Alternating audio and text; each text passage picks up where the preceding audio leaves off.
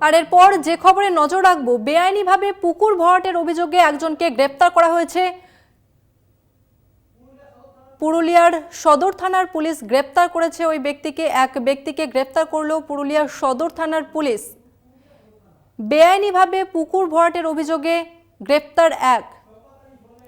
আমাদের সঙ্গে রয়েছে আমাদের প্রতিনিধি শওকত আলী। শওকত, কি জানা যাচ্ছে, কি কারণে, কি অভিযোগ উঠছে ওই ব্যক্তির বিরুদ্ধে? দেখো, এই ঘটনাটা হচ্ছে পুরুলিয়া পৌরসভার 7 নম্বর ওয়ার্ডের রামবাঁধপাড়া এলাকায়। ওই এলাকায় একটি পুকুর ছিল, বড় পুকুর, এবং সেই পুকুরটিকে বেশ কয়েক বছর যাবৎ বালি যারা জমি মাফিয়া রয়েছেন তারা কিন্তু দিনের পর দিন সেই পুকুরটিকে ভরাট করছিল, এবং এ নিয়ে স্থানীয় বাসিন্দারা একাধিকবার সরব হয়েছে পৌর প্রধান এবং জেলাশাসক দপ্তর, ভূমি দপ্তরে একাধিকবার তারা এই পুকুর ভরাটের বিষয় নিয়ে জানিয়েছেন, কিন্তু এর কোনো কোনো জানানোর পরে কোনো কাজ হয়নি আর কি। তো অন্যদিকে মুখ্যমন্ত্রী কয়েকদিন আগে ঘোষণা করেন, এবং সেই ঘোষণার পরে কিন্তু নড়েচড়ে বসে পুরুলিয়া পৌরসভা এবং জেলা প্রশাসন।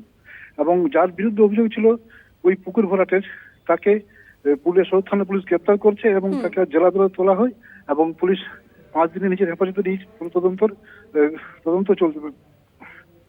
বেশ, ধন্যবাদ তোমাকে শওকত। আপনাদের আরো একবার জানিয়ে রাখবো, বেআইনি পুকুর ভরাটের অভিযোগে একজনকে গ্রেপ্তার করলো পুরুলিয়া সদর থানার পুলিশ।